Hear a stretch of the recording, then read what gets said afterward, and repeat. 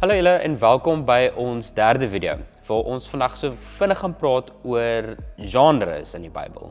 Nou dis baie belangrik om te weet dat die Bybel geskryf is oor baie honderde jare en dat elke brief of elke stuk teks of elke boek in die Bybel 'n ander tipe aanslag het. Dis soos om 'n koerant te lees. Jy gaan nie na die ekonomieblad om humor te kry nie en jy gaan lees ook nie die spotprentjies om te sien hoe gaan dit met die sport nie.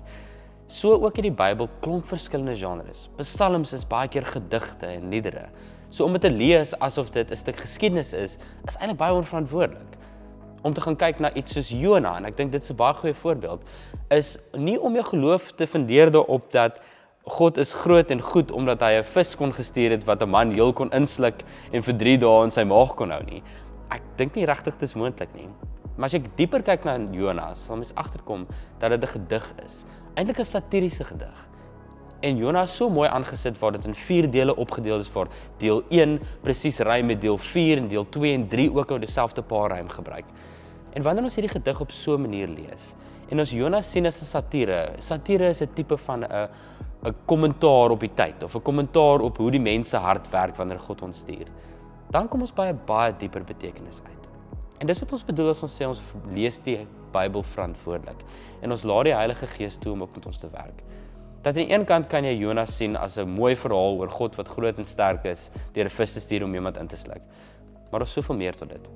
Wanneer jy die gedig in dit raak sien of die digkuns daarin raak sien en sien dat dit satire is en eintlik so 'n bietjie spottend gewys praat met hoe ons weghardloop as God ons roep, kom ons by 'n baie dieper plek uit waar jy dalk vir jouself kan vra, Here, is ek soms soos Jona wat wegdraai na waar U my heen stuur? Of 'n selfs nog dieper vraag, is ek okay daarmee dat God my vyande liefhet en vir my gaan stuur om vir hulle te vergewe of vir my gaan stuur om vir hulle te vertel van U? Hierdie is baie dieper vrae en dit is juist waar die Heilige Gees dieper met ons werk. Die stap wat ons moet neem is om vas te stel watter genre in die Bybel is ons mee besig. Met ander woorde, as jy die koerant oopmaak, lees jy die spotprentjies, lees jy die hoofvoorbladnuus, lees jy die sportblaaie of lees jy dit wat in die besigheidswêreld aangaan. En elke keer lees jy dit op 'n ander manier. So ook met die Bybel. En die belofte daarin is dat jy 'n dieper betekenis sal kry. Ek nooi jou daarom hierdie week, vra vir die Heilige Gees, soos ons in video 2 gehoor het, om jou te help en gaan lees die boek van Jona weer en probeer die digkuns daarin raak sien. Maar probeer die dieper betekenis in jouself ook daarin raak sien.